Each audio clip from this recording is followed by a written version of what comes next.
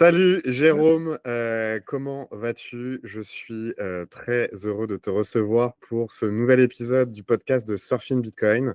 Alors Jérôme de Tissier, pour ceux qui ne te connaissent pas, parce qu'effectivement on est plutôt sur une chaîne de Bitcoiners, donc Ça se soigne, ça se soigne. est-ce que tu peux très rapidement te présenter avant que nous n'abordions cet épisode qui risque d'être très intéressant?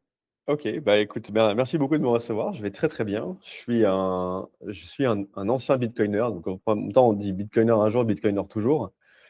J'ai fait du mining en 2013, 14, 15 sur Bitcoin, avec que des mauvais choix de hardware, parce que je faisais du mining avec des GPU au moment où on passait en FPGA puis en ASIC. Donc j'ai naturellement été poussé vers des blockchains qui étaient plus minables avec des cartes graphiques, donc Ethereum. De formation, je suis économiste, je fais de la recherche en éco, j'ai fait un peu de cryptographie aussi en formation continue juste pour comprendre un peu comment ça marchait quand j'ai commencé à m'intéresser à Bitcoin. J'ai fondé une association qui s'appelle Ethereum France, qui organise des meet-ups tous les mois. Et d'ailleurs, on a un meet-up ce mois-ci sur la DeFi avec Bitcoin, la BeFi. Donc on est très proche quand même de l'écosystème Bitcoin. Et Ethereum France organise la conférence ETHCC qui se passe chaque année. Donc cette année à Cannes, la dernière semaine de mars et première semaine d'avril. Et j'ai travaillé dans l'industrie depuis 2015. J'ai rejoint Ernst Young pour monter leur practice blockchain pour la région IMIA, donc Europe Moyen-Orient. Et ensuite, j'ai ouvert le bureau de Consensus France. J'ai bossé chez Ledger au moment où ils intégraient Ethereum, Ethereum 2, le staking. Et ensuite, j'ai monté ma boîte, Comet, qui est un acteur régulé MiCA, le 8e MiCA de France. Voilà.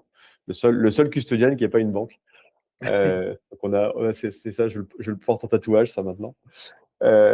Et sinon, j'enseigne un petit peu aussi depuis mes jeunes années. Et j'ai un cours aux arts et métiers sur la blockchain depuis 4 ans maintenant. Ok. Et un cours de Solidity aussi à Dauphine pour les masters finance. Ok, bon bah écoute, en tout cas, tu as un parcours dense, tu es un entrepreneur passionné et occupé. Franchement, félicitations pour ça. Donc c'est pour ça évidemment que je suis très heureux de te recevoir aujourd'hui pour ce podcast. On va parler de beaucoup de choses. Alors on va essayer quand même de timeboxer notre échange. Donc, on va essayer voilà, de rester sur 50 minutes, 60 minutes max. Et j'ai voulu orienter notre discussion autour de la promesse des cryptos. Est-ce qu'elle n'a pas été trahie? euh, c'est pour ça que j'ai voulu comment dire, architecturer ce podcast en 3 parties.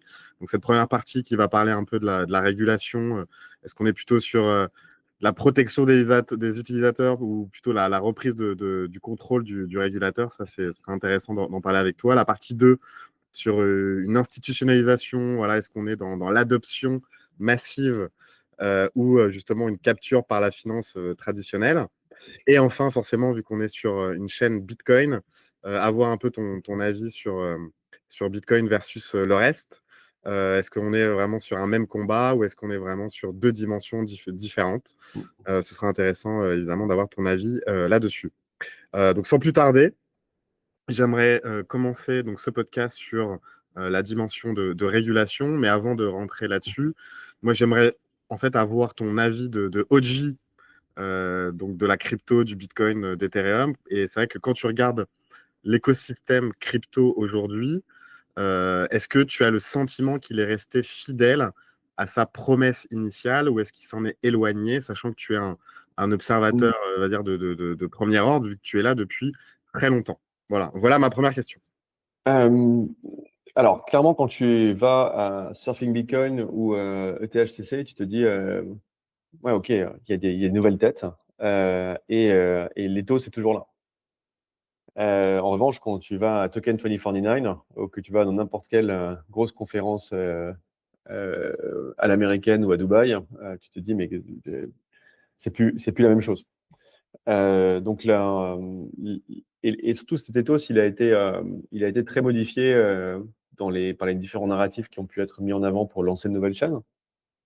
Donc, je trouve qu'il y a deux, finalement, il y a deux approches qui sont restées fidèles à l'ethos initial, qui sont celle de Bitcoin et celle d'Ethereum. Déjà, celle de Bitcoin, de considérer que On reste ultra conservateur, on bouge pas d'un iota, on garde nos valeurs, on garde nos principes et on change le moins de choses possible, avec parfois des circonvolutions et des pirouettes intellectuelles. Hein, faut pas, voilà, c'est voilà. Bon, bref, Ouais, voilà, on va pas argumenter sur proof of work, proof of stake ou ce genre de choses, mais en tout cas, il y a un moment où Bitcoin dit, moi, je suis ultra conservateur et je reste là-dessus.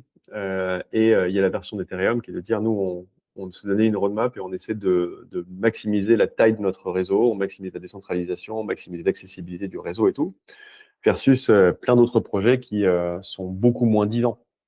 En fait,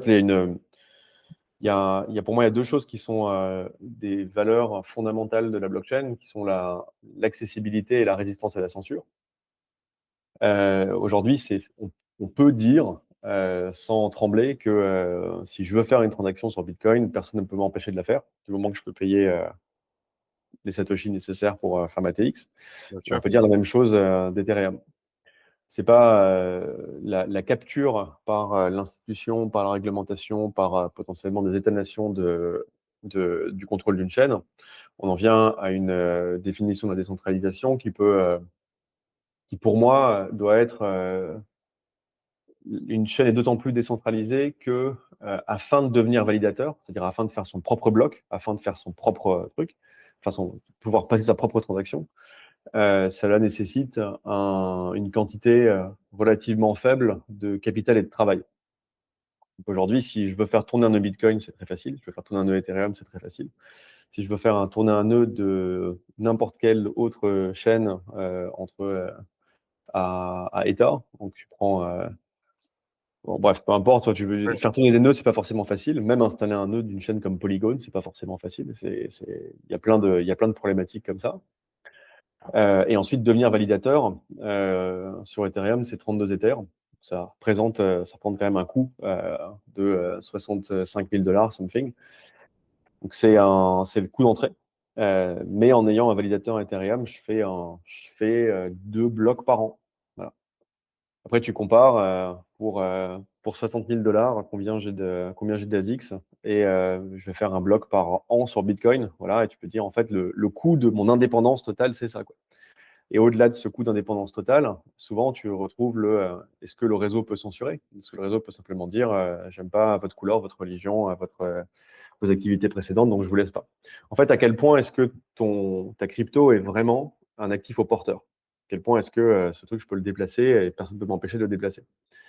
Et ça, c'est quelque chose qui a, qu'Ethereum a essayé de mettre en valeur comme narratif. Et Ethereum n'a pas toujours été très bon à construire ces narratifs, mais je trouve qu'il commence à avoir de plus en plus de résonance, qui est l'aspect d'être credibly neutral, d'avoir une crédibilité vers une neutralité qui soit crédible.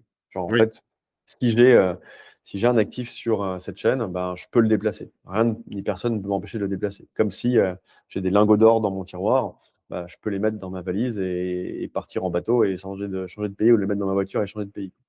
En fait, cet aspect haut porteur, ça faisait partie des valeurs fondamentales qui ont émergé très rapidement de l'organisation d'une blockchain et qui ont été parfois galvaudées, parfois abandonnées, parfois simplement mises de côté par d'autres projets qui ont simplement dit bah, nous, on veut améliorer les performances, bah, nous, on veut prendre ces raccourcis ici, on veut prendre ces raccourcis là.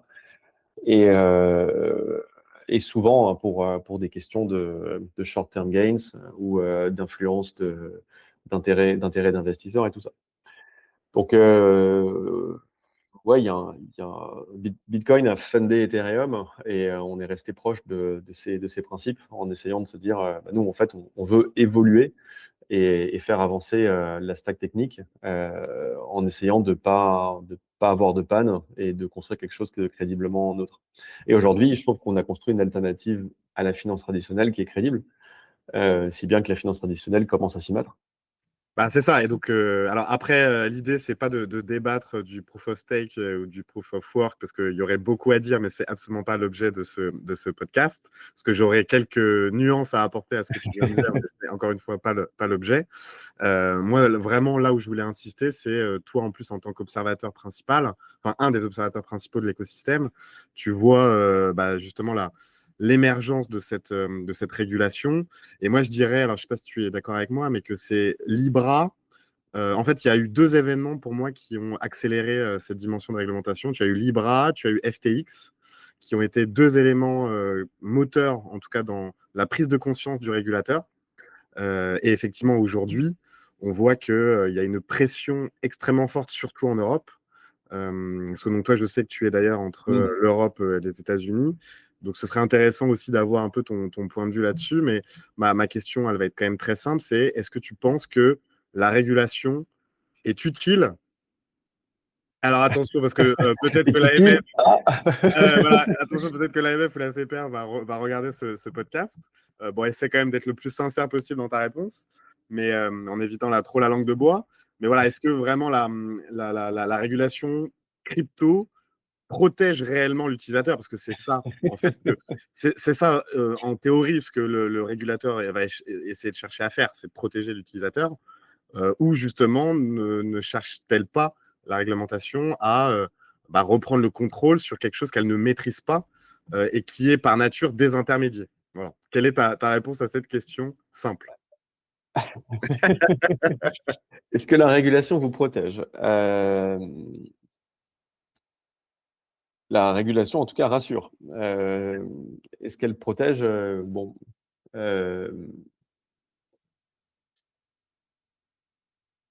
enfin, en tout cas, dans les premières formes de la.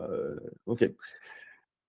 Donc, déjà, pour revenir à Mais ton ouais, avis, ouais. est-ce que c'est Libra plus FTX qui a vraiment enclenché la chose? En Europe, c'est pas le cas. En Europe, on a eu le président Macron, alors ministre de l'économie, qui décide de dire, OK, vos histoires d'ICO et tout ça, ça me va pas. Je sais pas du tout par quel bout prendre le problème. On va créer la notion d'Obsan. On va vous demander de vous enregistrer. On va faire un truc un petit peu genre juste arrêter de filer des SEO partout. Il faut que vous commenciez à nous parler, quoi. Et là-dessus, je trouve que la France a été très prudente sur son approche. Et après, la traduction européenne, alors malheureusement, quand la réglementation est arrivée, c'était déjà la fin des ICO, donc il y avait plus trop de raisons de le faire, quoi. Et ensuite, côté européen, on est arrivé au pire moment, quoi. C'est-à-dire que la réglementation européenne est ce qu'elle est. Elle a l'avantage de définir des règles du jeu. Maintenant, sur l'interprétation sur l'ensemble des États membres et des notions complexes de est-ce que j'ai le contrôle, j'ai pas de contrôle, est-ce que je suis custodian, pas custodian, ça reste en construction et c'est loin d'être sec. Donc il y a aussi de l'arbitrage réglementaire là-dessus. Et je dis que c'est arrivé au pire moment puisque on a commencé à devoir se préparer à la réglementation en plein bear market avec des grosses difficultés d'accès au capital. Et ça se conclut avec la situation qu'on a aujourd'hui en Europe où il y a plus de géants européens de la blockchain. Enfin, je dirais à part des Ledger, des Kaiko, des boîtes d'infra ou des trucs comme ça, quoi. On n'a pas un Coinbase européen. Le token européen, l'euro tokenisé MiCA compliant le plus en circulation, c'est Circle. Gros, ça représente 450 millions, quoi. Et encore, c'est ridicule, oui, c'est ridicule en plus. C'est ridicule. C'est ridicule. On est à moins d'un milliard de tokens européens, tandis qu'on est à 300 et quelques milliards de tokens américains, quoi. Bien sûr. Donc, en fait, on s'est tapé la réglementation au pire moment. Et en plus, de l'autre côté de l'Atlantique, il y avait une réglementation en gestation, en attente, et beaucoup plus beaucoup plus de facilité d'accès au capital. Ce qui fait que maintenant, vous avez tous les exchanges américains et asiatiques qui débarquent en Europe et qui taillent des croupières à tout le monde, quoi. Ouais, c'est ça. Donc, c'est un peu dommage de le voir comme ça. En revanche, aux US, la, la situation est un peu différente. Il y a eu un avant et un après Trump, sans aucun doute, même si FTX avait des liens très forts avec le Parti démocrate et poussait pour une réglementation qui allait plus l'arranger côté FTX qu'autre chose. Mais cette réglementation, elle devait arriver et il y a eu un basculement au moment de la campagne de Trump que, en fait, blockchain is good for the US. Et l'agenda n'est pas du tout masqué, en fait. De créer des stablecoins américains et adopter la blockchain. Ça permet de passer de la bougie à l'halogène en termes d'infrastructure bancaire côté Amérique. Qui a déjà envoyé des euros vers des USD sur un compte américain s'est rendu compte qu'il y a des frais absolument partout, on ne sait pas combien de temps ça prend. Enfin, autant le marché titres et règlements livraison et dérivés et compagnie marche très bien, autant le marché bancaire, lui, est un peu clumsy. Donc, passer d'un système qui fonctionne 24/7 et qui est moderne, c'était très intéressant en termes d'évolution, d'amélioration du fonctionnement de l'infrastructure. Mais aussi, les États-Unis se sont rendus compte que c'était un nouveau pan sur lequel dollariser.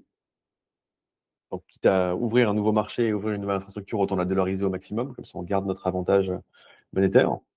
Et en plus, un dollar Jerome Powell, quand il est tokenisé, il finance directement la dette.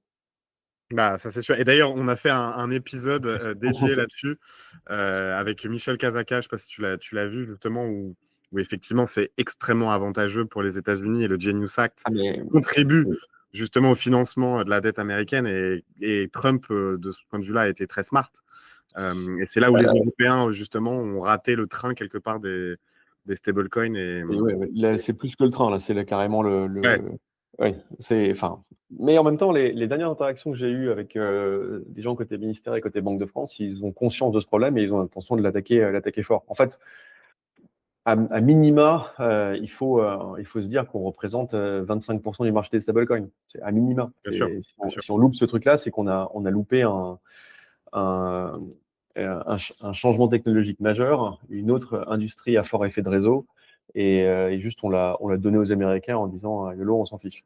Mais côté européen, on partait de choses qui fonctionnaient quand même très très bien côté bancaire. Voilà, je fais un virement instantané sans problème, ça arrive sur ton compte. Les rails fonctionnent bien. Donc la notion d'urgence n'était pas là. Mais maintenant que les États-Unis arrivent avec leurs grands sabots, maintenant qu'on a mis en place une réglementation et qu'on s'est rendu compte qu'il n'y avait aucun Européen qui la prenait, mais qu'ils se sont dit, ah mince, en fait, on est en train de se retaper un pan de colonisation numérique, Bien sûr. plus le constat de l'avantage que ça a pour la dette. Voilà. Là, l'urgence commence à être là. Le problème, c'est que si les banques européennes n'arrivent pas à garder leur part de marché post-blockchainisation, elles vont être obligées de traiter en dollars et tu perds une grande partie de ta souveraineté européenne là-dessus. C'est sûr. Alors, j'aime beaucoup ce que tu me dis, Jérôme, mais effectivement, tu n'as pas réellement répondu à ma question. Est-ce que c'est un avantage pour Voilà. les utilisateurs? Voilà, non, Alors, mais c'est ça, le fait de voilà, c'est ça, déclarer parce tes qu'en comptes, fait, non, mais parce qu'en fait, est-ce que déjà tu es d'accord avec moi sur le constat que l'utilité théorique de la réglementation, et c'est même, j'ai envie de dire, la feuille de route de l'AMF et de la CPR, hein, si je ne dis pas de bêtises, c'est de protéger l'utilisateur, le end user, le consommateur. Donc en gros, tu peux dire, c'est est-ce que réellement tout ce qu'on dit, d'ailleurs, de la discussion qu'on a depuis 5 minutes, est-ce que c'est pas, on n'est pas dans une dimension plutôt stratégique plus que protection réelle du consommateur, en fait. Tu vois? alors on a, désolé de devoir répondre avec encore un petit détour, mais je vais Vas-y. répondre à ta question, je te promets. Ouais, En économie, on a un pan de la recherche qui s'appelle la capture réglementaire. ouais. Un, un thème qui a été introduit par George Stigler, qui a eu un prix Nobel, je ne sais plus quand, mais qui a surtout été très développé par un Français qui s'appelle Jean Tirole, un de nos prix Nobel d'économie. Toujours en activité à Toulouse d'ailleurs. Euh, la feuille de route de l'AMF et du régulateur est de protéger le citoyen, mais pas de n'importe quelle manière. De le protéger à travers les agences qu'elle a considérées comme valables pour ce métier. C'est-à-dire les entreprises, les banques, les institutions réglementées qu'elle encadre. Donc, c'est pas simplement la protection du consommateur, c'est s'assurer qu'il y a des acteurs qui ont été autorisés à le faire et ces acteurs sont encadrés par le régulateur. Et il y a forcément une capture réglementaire, c'est-à-dire que tu es une banque et tu te retrouves avec une partie de ton activité qui part parce que des gens utilisent des cryptos, parce que des gens veulent plus laisser leur argent sur le livret A mais veulent le mettre ailleurs, utilisent des moyens alternatifs de paiement et des services alternatifs à eux, bah forcément, ça leur va pas. Donc, ce que nous dit la capture réglementaire, c'est que les gens qui ont capturé les agences de réglementation s'arrangent pour que le gâteau grossisse pas tant que ça, ou bien que s'ils grossissent, ils puissent en garder la majorité des parts. Bah, c'est ça. Et là-dessus, je trouve que la réglementation MiCA a fait un très très beau boulot. Voilà, comme je le disais en introduction, on est le seul custodian qui ne soit pas une banque. On est aussi le seul custodian qui utilise sa propre technologie, parce que les autres ont acheté des trucs à l'étranger. Donc il y a encore un problème de souveraineté là-dessus. Est-ce que c'est bien d'avoir une banque qui a acheté sa tech à Un une boîte Américain. américaine, à une boîte israélienne, à une boîte suisse? Bon, voilà. Est-ce que c'est bien d'avoir ce genre de lien, ou est-ce qu'on veut les forcer à développer leur propre HSM qu'ils utilisent de toute façon eux-mêmes pour signer d'ores et déjà la plupart des security services? Mais bon, tu vois, c'est des questions un peu plus d'ordre général. Et après, sur la protection du consommateur, ma mère utilise des services de Comet. Aujourd'hui, elle s'en sert, elle est contente, elle trouve que c'est facile, elle a 76 ans, elle a un tout petit peu d'épargne, elle trouve que c'est bien, ça marche, parce qu'il y a des rails bancaires qui sont fournis par nous qui sommes un acteur régulier, quoi. Mais je pense que si Exarch, BPCE avait sorti son application pour conserver des cryptos plus facilement, plus tôt, nos parents, nos grands-parents, nos cousins, frères et sœurs qui sont loin de notre écosystème, qui n'ont pas envie d'installer un Ledger ou un MetaMask ou que sais-je, bah ouais, ils auraient dit oui, j'ouvre l'option crypto et je peux déposer les cryptos là-bas sur ma banque, ça marche, quoi. Bien sûr. Par contre, sur la protection, le fait d'avoir à donner ses wallets à l'administration fiscale, quand on sait que l'administration fiscale, certains sont sous enquête parce qu'ils envoient des informations sur les gens qui ont de la crypto C'est c'est- à des c'est- trafics mal intentionnés, voilà, c'est la évidemment là où je protection est voulais. un petit peu. Voilà. C'est évidemment là où je voulais t'amener et allons-y directement parce que en gros, on est vraiment sur une dimension en théorie donc d'AML ou de LCBFT en France, donc lutte contre le blanchiment d'argent et le financement du terrorisme. Donc effectivement, on a énormément d'informations qui sont collectées justement dans ce but-là, hein, dans le but de protéger justement contre le financement du terrorisme et le blanchiment d'argent. Mais c'est vrai qu'on voit que, comme tu le disais, alors là, on était sur la dimension fiscale, où effectivement, on a des personnes salariés de l'État qui effectivement s'amusent à vendre des datas des datas fiscales de contribuables. Donc ça, c'est évidemment un scandale. Mais effectivement, on a aussi, pareil, et tu le sais aussi bien que moi, et en ce moment, malheureusement, ça a fait la une un peu des journaux, mais des fuites de données qui sont malheureusement utilisées à des fins malveillantes. Et on voit ensuite ce qui se passe. Donc c'est vrai que quel est toi ton avis là-dessus sur le fait que trop d'infos tue l'info, si on peut caricaturer comme ça, et où finalement, ça devient plus un risque pour le consommateur finalement une protection qui était initialement la volonté initiale, tu vois. Donc, Alors est-ce que qu'on n'est pas dans une forme de contradiction là? si on était complotiste, on dirait non mais voilà, en fait, vous voyez, il faut conserver vos cryptos à la banque parce que sinon, l'État peut pas vous protéger, peut pas exercer cette fonction régalienne la plus basique. Donc mettez vos cryptos à la banque parce que voilà, quoi. Ouais, Enfin, le pouvoir libérateur de pouvoir transférer un bitcoin entre Alice et Bob à n'importe quel moment, parce que je les ai sur mon wallet. Je suis pas sûr que si je les ai chez mon custodian et que je lui dis bah, je veux transférer un bitcoin. Attention monsieur, un bitcoin c'est au-dessus de votre plafond de virement journalier. voilà. Contactez votre agence pour lever le truc si vous voulez. Vous pouvez renvoyer au minimum 0,0025 bitcoin. Quoi? Euh, ça pose problème. Enfin, là on est, il y a des, il y a- ça revient à chitifier, à rendre le truc plus merdifier la Ouais, technologie pour pouvoir protéger. Euh, Bon, ouais, écoute, ça fait partie ça fait partie des phases de l'adoption là-dessus. Côté français, le lobby, le syndicat disons le syndicat de l'industrie, de la DAN, qui n'est pas un syndicat, c'est une association de professionnels, mais en tout cas, la DAN a poussé depuis sa création en 2016, je crois, je ne vais pas dire de bêtises, était en France, c'est-à-dire membre de la NAD, a poussé toujours la même chose. Genre, vous n'allez pas KYCiser et AMLiser toutes les transactions de la blockchain, ça n'a aucun sens.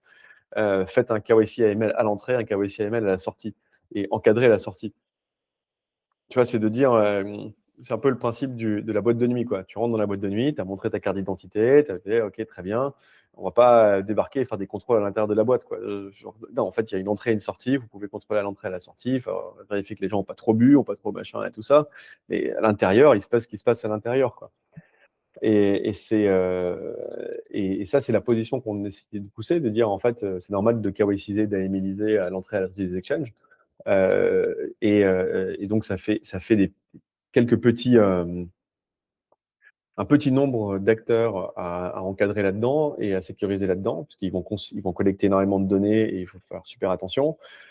Comme c'est des gens qui manipulent les actifs aux porteurs, ben, en général, les exchanges ont d'assez bons réflexes de sécurité là-dessus. Voilà, un exchange qui perdrait les données de ses utilisateurs, c'est déjà arrivé. C'est souvent des fins de des fins de partie pour eux, quoi. S'ils se retrouvent à pas contrôler leurs clés et leurs trucs, pareil, c'est des fins de partie pour eux. Donc, ils ont une forte incitation à bien contrôler leur système informatique. Bon, bah ouais, en fait, ils collectent des infos, très bien, et ils les retranscrivent à la administration fiscale. Ok, cool. Ça, je peux comprendre, quoi. Mais de descendre jusqu'au wallet que tu as installé dans une conférence parce que tu as dit, tiens, vas-y, c'est mon wallet, tu as commencé à mettre des argents dessus, puis en fait, ce wallet, voilà, c'est 5 mecs dans leur garage qui ont raté leur levée de fonds. Bah, en fait, les données, elles sont parties. Bien Bon, bah sûr. là, ça pose des problèmes, en fait, de donner, et même de demander en amont à ces initiatives de petits wallets, de plus petites entreprises qui font du self-custodial, de tout collecter, de tout verser, etc. Ça te donne une telle responsabilité et une telle contrainte que tu t'étouffes l'innovation, quoi, à ce Bah, c'est moment-là. ça, et que j'ai envie de te dire, et moi, parce que je vais te donner aussi l'exemple de Stackinsat, parce que nous, évidemment, on est soumis à cette réglementation. Et donc, nous, en fait, on prône depuis le premier jour la self-custody, donc la vraie self-custody, c'est-à-dire que nous, on a un système d'achat-livraison, c'est-à-dire qu'on convertit des euros en Bitcoin. Nos clients ont mis leur adresse de livraison, en tout cas de réception, et nous, en fait, on livre les Bitcoins sur les wallets de nos clients en self-custody. Sauf que là, avec la réglementation TFR, on est obligé de demander l'ownership. Donc, on arrive sur des situations un peu cocasses, je ne veux pas dire autre chose, où effectivement, quelle est la première réaction des clients? C'est de gueuler, parce qu'effectivement, ils ne comprennent pas trop la dimension d'utilité de cette collecte d'informations qui, finalement, a plus une dimension risquée pour elle, parce que, encore une fois, avec tout ce qui se passe, et on voit avec les fuites d'informations, et finalement, quelque part aussi, on est à l'opposé de l'utilité du Bitcoin ou d'Ethereum, pour citer Ethereum, de la Ouais. décentralisation, de la souveraineté. Et c'est ça qui est clairement contradictoire, si tu veux. Et Et, alors, tu veux prouver l'ownership. ah oui, Vous non avez, mais vous avez 4 heures. ah, Enfin, non, mais c'est c'est je me souviens que sur certains exchanges, au début, quand ils se préparaient pour TFR, ils te faisaient juste cocher une case. mm, D'accord, mais prouver l'ownership, tu vas avoir un groupe de ton équipe produit qui va se réunir avec ton équipe legal qui va dire, voilà, j'imagine chez StakingSat, ça représente 80 personnes qui vont chauffer les voilà. trucs. Ah non, mais déjà, ok, mais qu'est-ce qu'on fait alors? Eh ben, on leur demande de signer un message.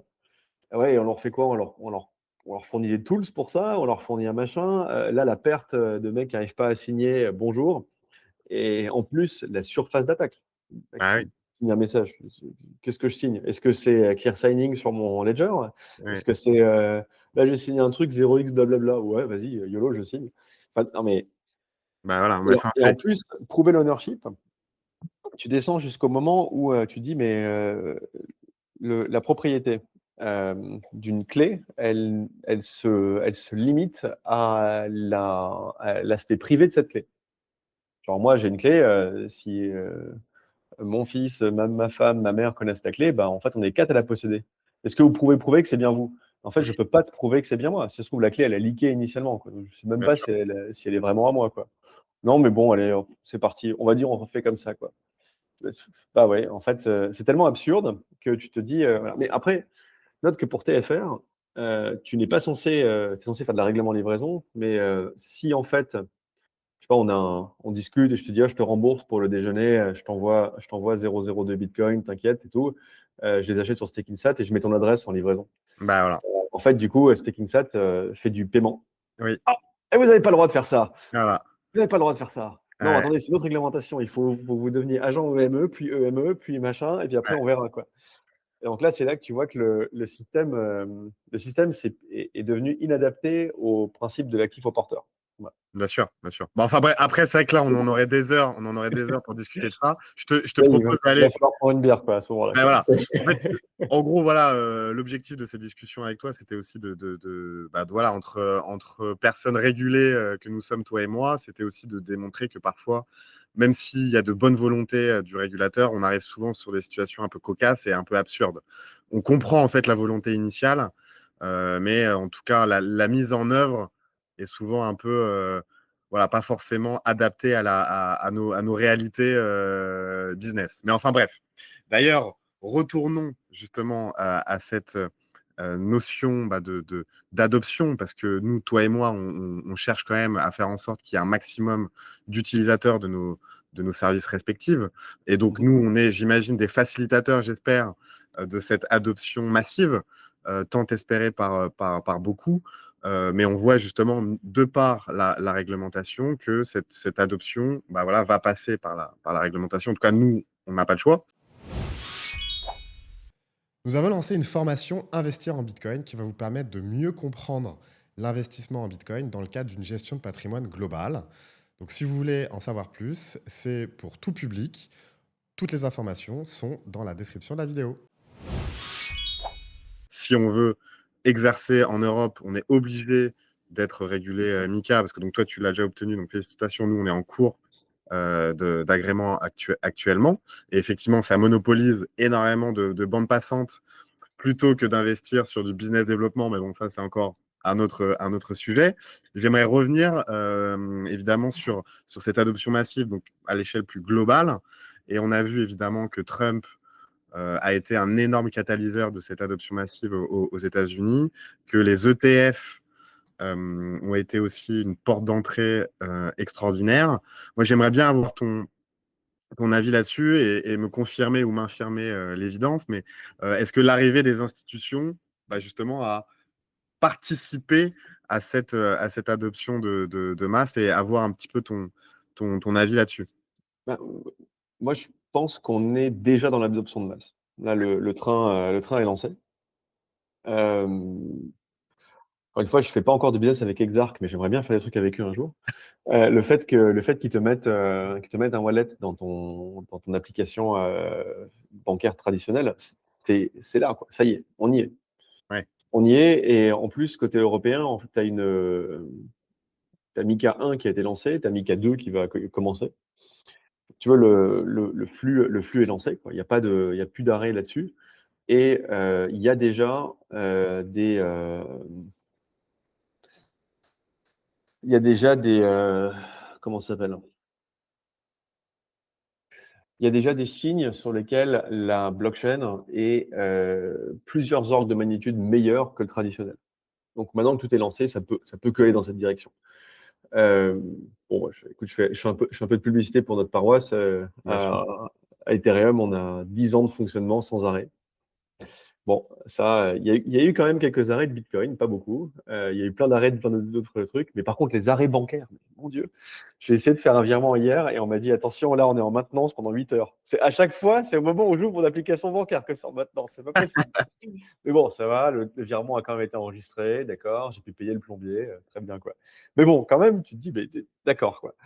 Et un service qu'on aime bien distribuer avec Comet, qui est la raison pour laquelle on a cherché une partie des raisons pour lesquelles on a cherché notre Mika, c'est qu'on voulait fournir du yield sur des stablecoins européens. Bah, sur un truc aussi sécurisé que AV, avec 8 ans d'historique. Donc AV, c'est un système de repurchase agreement, de lending. Tu apportes du collatéral, notamment des bitcoins, et tu peux tirer une ligne de collatéral, de prêt sur ton collatéral. Ils ont un mécanisme qui fait que même s'il y a des emprunts, ta position en tant que prêteur est toujours liquide. Ils ont donc plusieurs années d'activité. Ils ont un token avec une très grosse valorisation et ils ont commité leur token pour rembourser des pertes qui pourraient émerger si jamais il y avait des problèmes dans le système. Il n'y en a jamais eu, mais du coup, ils peuvent dire on garantit les trucs là-dessus. Tu as un stablecoin européen, ça veut dire que l'émetteur est responsable en cas de hack, en cas de truc. Donc, limite, il pourrait y avoir un cas, genre, putain, AV s'est fait hacker, ils ont remboursé, mais en même temps, Circle, ils mettent aussi au pot, etc. En fait, c'est des trucs un peu théoriques, mais bon, néanmoins. On peut fournir aujourd'hui du rendement au-delà de 3% avec une liquidité permanente, c'est-à-dire retour sur votre compte en banque en permanence.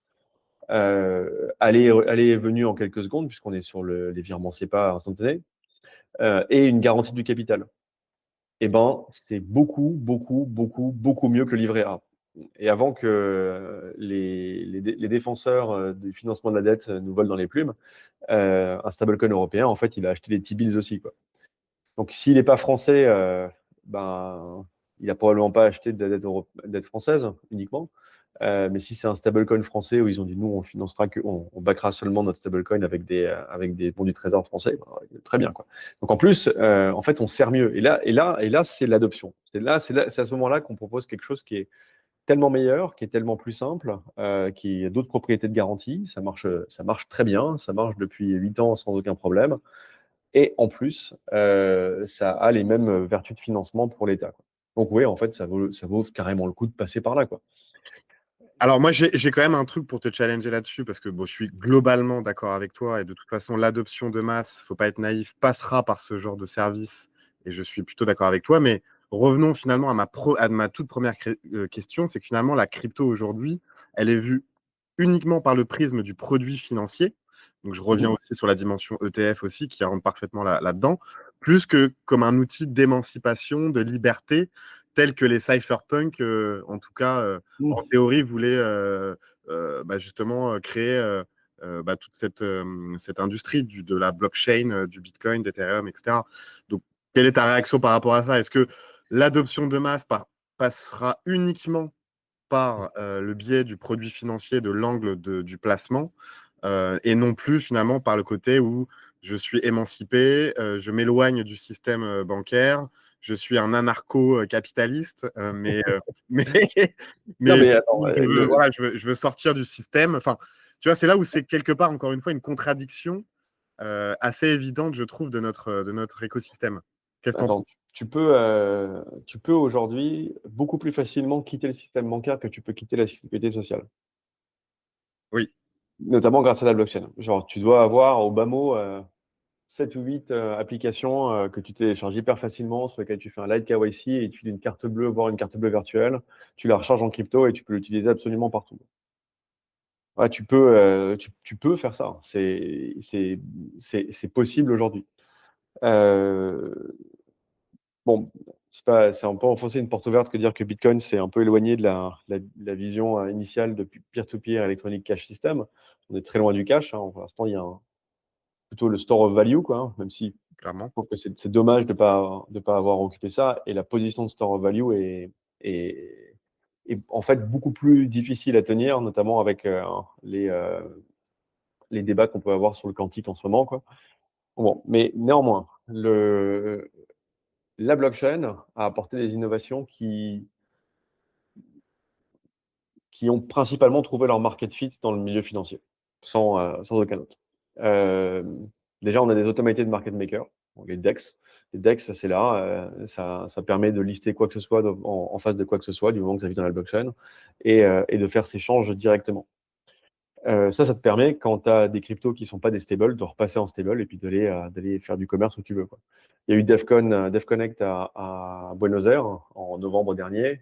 J'ai téléchargé une de ces apps qui te file une carte bleue virtuelle et puis tu la charges en USD et puis voilà, tu payes avec, quoi. Ça marche très très bien, quoi. Et pour ça, j'ai pu swapper mes cryptos en AMM immédiatement. J'ai pu aussi ne pas vendre mes cryptos puisque j'ai déposé mes cryptos sur un automated lender comme AV et j'ai fait un emprunt en USD. Comme ça, bah, j'ai pas constaté ma plus-value. J'ai déposé mes cryptos, j'ai pris un truc. Entre automated lender et AMM, on a aussi l'innovation des perpetual DEX. Perpetual DEX, mais enfin hyper liquide, lighter et compagnie. Le marché traditionnel, quand ils regardent ça, ils hallucinent. Tu as Bah, un des plus gros market makers américains qui sponsorise une initiative sur Hyperliquid qui s'appelle markets.xyz. Les gars listent des dérivés d'ETF sur des perp DEX. Enfin, on m'aurait dit ça en 2015, en 2016, j'aurais pas cru. En 2016, à DEFCON 2 à Shanghai, les débats étaient sur qu'est-ce que va devenir Ethereum. La meilleure thèse était Ethereum va devenir le clearinghouse, la couche de settlement de l'ensemble de la finance. Bah, en fait, 10 ans plus tard, ouais, ça y est, on y est. Quand tu vois des market makers de cet acabit qui commencent à lister des choses dessus, quoi. Bien sûr. Mais il y a eu des innovations fondamentales comme les prediction market aussi. Et ça, c'est particulièrement libérateur. En fait, parce que le prediction market, il te donne une lecture différente avec des incitations différentes que peut te donner la presse. Alors, tu avais le cas de Trump, l'élection de Trump, où en termes de stats, les gens disaient bah, non, mais Trump a vraiment des chances de gagner. Et quand tu ouvrais la presse, tu disais mais comment ce truc peut être possible, quoi. Bah, là, Ouais. pareil, la prediction market, il y a une forme de libération derrière ça. Et puis, Oui, mais bon, au-delà après, de. excuse-moi, je te coupe, Jérôme, mais parce que là, finalement, tu vas exactement dans le sens de ce que je disais, c'est qu'aujourd'hui, les cas d'usage de la blockchain, que ce soit Bitcoin en tant que store of value ou Ethereum sur les cas d'usage liés au yield, etc., on est à 90%, si c'est pas plus, sur des use cases du domaine financier. Et donc, en fait, ce que moi, je reproche, alors après que je reproche ou pas, je ne sais pas si je le reproche finalement, mais en tout cas, le constat du marché aujourd'hui, le marché fait son choix, et son choix s'oriente plus sur cette dimension financière que le côté souverain, décentralisé, libération de l'État ou du système. Et c'est ça Alors, que je trouve un petit peu dommage. Tu vois. j'ai deux autres exemples. Il y en a un qui est la Decentralized Science, qui est un truc qui émerge très doucement. Tiens, moi, je mesure en nombre de talks qui sont submit à HCC. Tu vois, ça, Mais voilà. voilà, Ouais. et c'est aussi un peu un système financier, mais c'est du crowdfunding de recherche sur des molécules. Alors, je Ok. crowdfund de la recherche sur des molécules. L'autre exemple, et ça revient sur la partie, ça revient un peu, enfin, l'autre exemple, c'est Kleros finalement, un autre excellent use case. Kleros qui fait de l'arbitrage on-chain en disant, bah, en fait, on peut arbitrer sur des décisions qui se passent dans le monde réel avec de l'arbitrage on-chain. Et l'arbitrage, pour ceux qui ne connaissent pas, c'est quand tu fais un contrat international. Genre, j'ai un client à Miami et moi, je suis en France. Bon, voilà, on a un contrat, mais qu'est-ce qui se passe si le contrat ne va pas? Ben, typiquement, dans un contrat entre deux petites boîtes, on se met d'accord sur la juridiction et on ira settle à Miami ou en France. Alors, autant vous dire qu'en France, en général, c'est pas ce qui est préféré. Mais bon, l'autre version, qui est un truc qui est plus accessible aux grandes corporations, c'est de faire de l'arbitrage. En fait, vous nommez un arbitre et cet arbitre est souvent un cabinet d'avocats qui est indépendant ou un cabinet spécialisé qui va regarder le contrat, qui va vous dire, OK, bah, votre problème, on va le régler comme ça. Kleros, initialement, s'était lancé en disant, on va faire de l'arbitrage et on va permettre l'accessibilité à ce système d'arbitrage. Évidemment, crypto comme ça, en 2016, en 2017, c'était pas facile de pénétrer des contrats d'arbitrage traditionnels. C'était même pas facile d'aller démarcher des entreprises qui font du business à l'étranger, qui pourraient profiter de ces trucs d'arbitrage qui étaient beaucoup moins chers que les trucs d'arbitrage classiques. Bah, ils ont du mal un peu à décoller. Et aujourd'hui, Kleros commence à trouver une bonne application sur les prediction markets. Genre, est-ce que cet événement a effectivement eu lieu? Quand l'événement est potentiellement pas très clair. Genre, est-ce qu'il a vraiment pas eu lieu? Est-ce qu'il a eu lieu, etc. Tu vois, parce qu'en ce moment, le pari sur est-ce que Jésus va revenir en 2027, Oui, ça, ouais, genre à 7%, là, il peut y avoir débat, quoi. Là, pour c'est dire, vrai. OK, on va demander à Cléros de trancher, quoi. C'est vrai. Donc là, tu apportes une forme d'organisation alternative. Et en fait, tout le mouvement des DAO, de pouvoir s'organiser là-dessus, a émergé trop tôt presque. En fait, on n'a pas eu le temps d'en voir vraiment voir l'émergence à l'échelle internationale. Euh, un des use cases que j'espère voir émerger prochainement, ce sera un use case de mutuelle. De dire, bah, en fait, ouais, moi, je préférais prendre une mutuelle on-chain. Et en plus, ce serait bien, puisqu'on est tous des jeunes avec plutôt une anti-sélection sur les profils de risque. Bah, c'est peut-être pas mal de faire une mutuelle pour les gens on-chain. Mais ça passait initialement par prouver notre résilience et prouver le fonctionnement de la technologie, voire de permettre des ponts vers nos économies traditionnelles. Bien sûr. Maintenant qu'on a la régulation, on peut le faire. Bien sûr, et ce sera ma dernière question sur cette deuxième partie, et je vais en profiter pour faire de la pub pour Head City. Mais justement, est-ce que cette institutionnalisation de la crypto, bah, encore une fois, n'est pas une trahison à sa promesse initiale, ou est-ce que c'est pas justement une condition nécessaire pour sa survie? Et je vais évidemment là donner comme exemple Etsy, parce que j'imagine qu'au début, Etsy, les premières éditions, on était vraiment sur l'éthos initial de la crypto. Et aujourd'hui, j'imagine que tu as des title sponsors qui sont très éloignés de l'éthos initial de la crypto. Est-ce que tu vois ce que je veux dire? Et après, c'est pas une critique, hein, c'est pas une critique, et c'est justement la réalité business de nos activités. Et encore une fois, ce n'est pas du tout une critique, mais toi, comment est-ce que tu as vu évoluer finalement l'audience de ta conférence? Et est-ce que justement, voilà, en gros, cette institutionnalisation, c'est pas une obligation pour survivre aujourd'hui dans cette industrie? Ouais, les sponsors ont beaucoup évolué. En fait, les premières années avec Etsy, on avait beaucoup de sponsors qui venaient de notre industrie cœur parce qu'il y avait de l'argent dans l'écosystème, parce qu'il y avait des VC qui sponsorisaient, enfin, qui fundaient beaucoup de startups.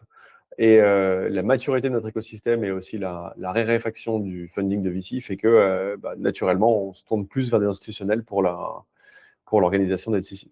Cependant, on va avoir quelques banques comme sponsor à Etsy cette année. On a eu Robinhood aussi l'année dernière, enfin des gros noms. On a eu des acteurs traditionnels comme des Google et autres aussi par le passé, quoi.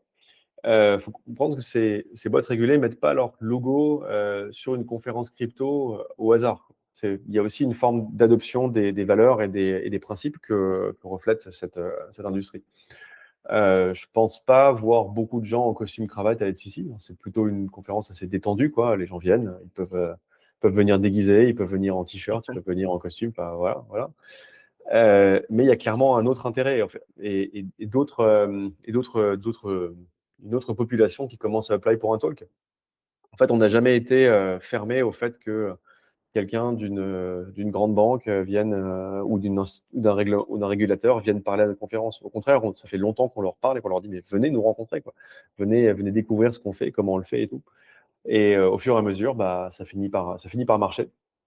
Cette année, on accueille aussi un side event interne, un premier side event officiel qui s'appelle Agora. Agora by Kaiko, comme ça se prononce, où il y a tous les grands market makers américains, plusieurs régulateurs américains, enfin, là, si tu veux, la version traditional finance, clairement, Agora, tu vas tous les avoir, quoi. Mais ça se passe le deuxième jour d'FCC, et puis tu peux aller à FCC le reste du temps. Enfin, c'est ça aussi, quoi. Et nous, on voit beaucoup de notre traction commerciale avec FCC sur ce genre de nouveaux acteurs. Même si la conférence reste organisée par Ethereum France, non-profit, avec toutes les contraintes que ça implique, et on en garde la totale direction scientifique. On vend pas des panels, quoi. En fait, Bien sûr, c'est pas notre ethos. bien On fait sûr. que des keynotes, et à moins que tu sois un des title sponsors, il y a pas de slot réservé, quoi. Ok. Non, non, mais écoute, merci en tout cas pour cette réponse. Pour résumer, effectivement, ça fait partie du sens de l'histoire. C'est que quelque part, pour avoir ce pont entre bah, du coup la finance traditionnelle et bah, voilà, l'éthos initial de la crypto, on n'a pas de choix. C'est-à-dire que pour survivre, on est obligé aussi bah, de faire ce pont entre les deux. Mais donc ça me permet d'ailleurs, et ce sera ma troisième partie, de revenir un peu sur Bitcoin versus le reste. Parce qu'évidemment, moi, je suis plutôt un Bitcoiner et toi, tu es plutôt un éthéréiste, si on peut dire ça comme ça. D'ailleurs, je ne sais pas comment on dit. Mais globalement, voilà, ma question, c'est selon toi, est-ce que Bitcoin, c'est une crypto comme une autre? Est-ce que, bah, justement, on n'aurait pas dû bien distinguer les deux, crypto versus le reste, Bitcoin versus le reste dès le départ? Quel est ton avis là-dessus, justement? Alors, j'imagine qu'on sera probablement pas d'accord, mais je suis quand même intéressé d'avoir, toi, ton regard sur Bitcoin par rapport aux autres cryptos et notamment Ethereum. Déjà, je suis ravi qu'on ait eu Bitcoin, sinon on n'aurait pas eu Ethereum. Ah, il y a le crowdfunding d'Ethereum, ça s'est fait avec Oui, des Bitcoins, donc oui. finalement, c'est peut-être la plus belle chose qui est arrivée à Bitcoin, c'est Ethereum, en fond. Voilà. Euh, je suis assez pessimiste sur Bitcoin parce que Ah! Ah oui. Ok, Parce que, tu attaques fort, tu attaques fort. non, parce que le maintien du protocole et les changements du protocole font que c'est pas, enfin, Bitcoin ne me semble pas conçu et équipé pour du changement. Et même essaye plutôt de se positionner comme quelque chose de très résistant au changement et Ah de oui, très hospitalier. et j'ai envie de dire, Jérôme, c'est a priori ce qui en fait sa force, de mon point de vue. Oui, mais je trouve que cette supposée force est construite, enfin, au-dessus de beaucoup de pièces qui sont assez faibles. Alors, c'est-à-dire des pièces qui Je sont trouve assez que faibles. mettre sa résilience derrière le proof of work est une pirouette qui résiste assez mal à des scénarios même très basiques, en fait. Je pense que de mon vivant, de notre vivant, je le souhaite aussi, on aura une attaque où, tiens, en fait, une bonne partie du réseau de la puissance de calcul disparaît et est soudain brûlé ou est soudain saisi. Et ben voilà, Bitcoin est coincé pendant un très très grand nombre de blocs, le temps de réajuster cette difficulté, ou alors on fait une fork, ou qu'est-ce qu'on fait et qu'est-ce que machin et tout. En fait, ces sentiments d'urgence, l'écosystème Bitcoin ne me semble pas adapté à prendre des décisions rapides et prendre des solutions rapides, voire même dans ce cas-là, il y aurait beaucoup de gens qui diraient ouais, ok, il manque 500 blocs avant le changement de la difficulté. Bah, c'est pas grave, on attend 500 blocs. Ça peut prendre 10 mois, ça prendra 10 mois, on attend 500 blocs, on s'en fiche, c'est comme ça, on change pas. Euh, et là, pendant ces moments-là, quel est le stress sur le prix, quel est le stress sur l'asset? Donc, c'est pas, c'est par exemple, tu vois, genre se dire, je me tiens à l'énergie. Mon rapport, il est sur l'énergie. Quand tu as de la concurrence de plein de différentes industries pour capter cette énergie, et quand tu as de la concurrence de plein de pays pour du contrôle géopolitique, je trouve ça difficile. Et ensuite, tu as deux autres changements qui sont la consigne du NIST, qui standardise les pratiques informatiques aux US, de passer à du post-quantum d'ici 2035. C'est des grosses questions sur comment on réorganise Bitcoin après ça. Et autre cas toute évidence, on va avoir de plus en plus d'agents derrière des intelligences artificielles pour faire des actions. Bitcoin n'a pas l'air d'avoir envie ni d'avoir n'importe quel passage pour commencer à prendre une partie de cette vague. Donc là, Mais ça encore. l'éthos de Store of Value, je trouve, est plus difficile à tenir que celui de peer-to-peer Electronic Cash System.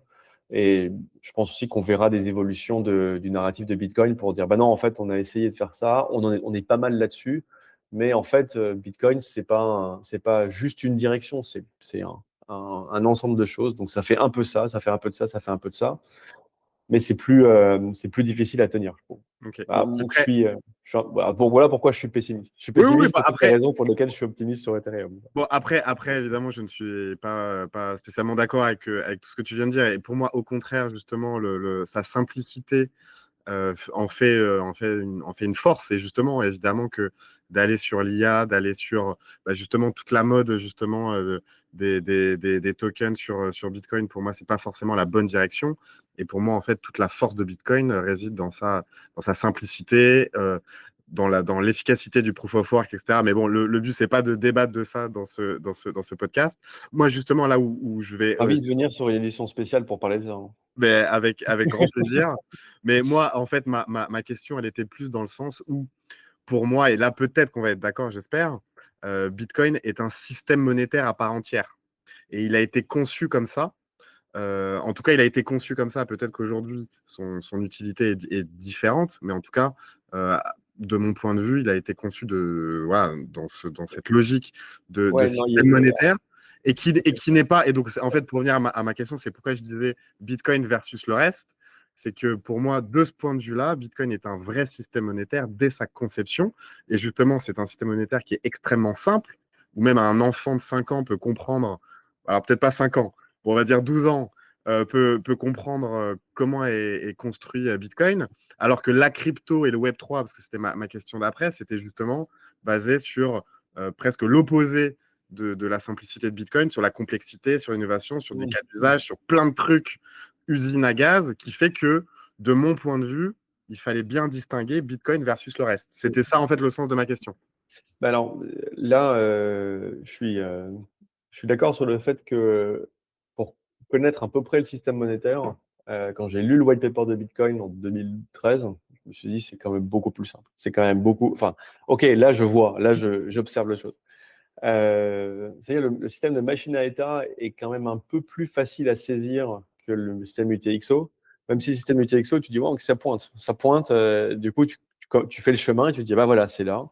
Tu as, cet aspect-là qui est intéressant. Maintenant, sur la conception de Bitcoin, il y a un péché originel qui est de faire dépendre le budget de sécurité sur les frais. Et là, bon, ben, tant qu'il n'y a pas de frais, c'est super bien. C'est un super argument marketing de dire 21 millions et de le crier le plus fort possible. Mais s'il n'y a pas de frais, bah, s'il n'y a pas de frais, il n'y a pas de budget de sécurité. S'il Tu n'y a veux pas de dire, budget de toi, sécurité, juste pour l'audience, quand tu dis frais, c'est effectivement au moment où il n'y aura plus de récompense ben, du aujourd'hui, les frais de transaction représentent une partie infime de la rémunération des mineurs. C'est clair, mais sauf que justement, les mineurs se rémunèrent aujourd'hui sur la récompense des blocs. Sur la récompense, ouais. C'est ça. Et pour que le système monétaire, enfin, pour que le système de Bitcoin soit long-standing, il est nécessaire que les mineurs soient rémunérés avec les frais de transaction. À C'est moins vrai, de dire que je même suis s'il y d'accord, a, je suis plutôt d'accord avec toi là-dessus. à moins de dire que même s'il y a un centième, enfin, même s'il y a 100 Satoshi de récompense en Bitcoin, vu que 100 Satoshi, ça vaudra 10 milliards, les mecs, ils continueront de faire tourner. Ouais, enfin, là, tu vois, les gens se disent, oh, bon, on attend un fois, machin. Et c'est là que de faire un store of value, c'est pour ça que je suis assez critique de l'approche store of value parce que, en fait, elle s'écarte du fait de mettre du volume dans le système. Si tu mets pas de volume dans le système de transaction, tu mets pas de tu mets pas de frais. Donc, de faire un store of value fait que tu collectes moins de frais, fait que tu réponds pas à ta problématique de budget de sécurité pour ceux qui sécurisent, en fait. Et à mesure où tu décourages des gens de sécuriser, tu crées des liabilities, en fait. Tu crées des objets de mining enfin, des mineurs sur le marché qui sont d'autant moins chers, qui peuvent être pris sous contrôle, qui peuvent être utilisés par des gens moins bien intentionnés. Mais j'ai plus peur d'une attaque quantique prochainement sur Bitcoin, en fait, aussi. Alors, C'est un truc, j'entends, mais encore une fois, Jérôme, c'est tellement drôle comme truc. tu ne réponds pas à ma question. Je vais tenter une dernière fois. Est-ce que tu penses que la simplicité de Bitcoin, son utilité originelle, en tout cas en tant que système monétaire, alors même si aujourd'hui, effectivement, on n'est plus sur la dimension store of value, et ça je te l'accorde, mais en tout cas, et je répète ma question, c'est est-ce que tu penses, ou pas hein, d'ailleurs, qu'on doit distinguer Bitcoin versus le reste? En gros, simplicité du Bitcoin, pour refaire ma question, simplicité du Bitcoin versus complexité des cryptos. Dans leur conception. Non, tu devrais pas c'est pas comme ça que c'est pas comme ça que je vois l'adoption se profiler, puisque le fait de faire l'effort de comprendre la simplicité de Bitcoin, c'est déjà un effort trop grand par rapport à juste utiliser une application crypto qui fonctionne. Genre Ok, intéressant, le intéressant. fait de prendre des euros, de les déposer sur un IBAN et se dire, ah bah ils apparaissent dans la blockchain et ils travaillent à 3%. En fait, ça, c'est là qu'il y a la suspension d'incrédulité, en fait. C'est là que, en fait, la première fois que tu as payé avec ta carte bleue, tu t'es pas demandé, ah mais en fait, ce TPE, il est loué par la boulangerie auprès de BNP, qui ensuite prend des frais ici, et puis les euros, ils ont bougé comme ça, et bien là, j'ai mon croissant. Ok. Bon, ouais, en fait, j'ai payé avec ma carte bleue, j'ai mon croissant. Euh, Quand bien même tu serais là en disant, bah, montre-moi un QR code, je te transfère 2 euros en équivalent Bitcoin. Bah là, je l'ai vu la transaction dans la chaîne et je suis là, ah, trop bien.